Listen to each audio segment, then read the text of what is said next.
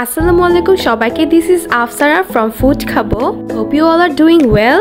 আজকে খুলনার একটি অনেক জনপ্রিয় স্ট্রিট ফুড নিয়ে কথা বলবো, যে স্ট্রিট ফুডটির নাম হলো ডিম ঘোটা।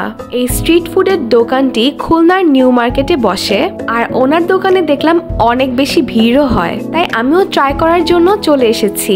এখানে আপনি পেয়ে যাবেন রাজা হাঁসের ডিম, পাতি হাঁসের ডিম এবং ব্রয়লার মুরগির ডিমও ছিল।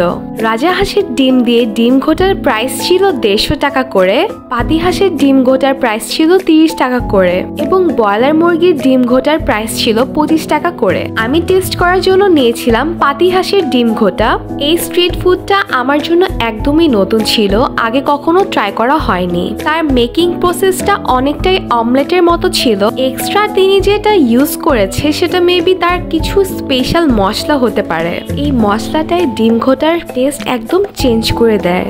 এখন ট্রাই করবার পালা, খেতে কেমন। এই ডিম ঘোটার ভিতরে একটু কাঁচা কাঁচা থাকলেও এর ভিতর থেকে কোনো স্মেল পাচ্ছিলাম না, আর এটার টেস্টটা অনেক বেশি অসাধারণ ছিল। আজ এই পর্যন্তই। সবাই ভালো থাকবেন, সুস্থ থাকবেন। সবাইকে আল্লাহ হাফেজ।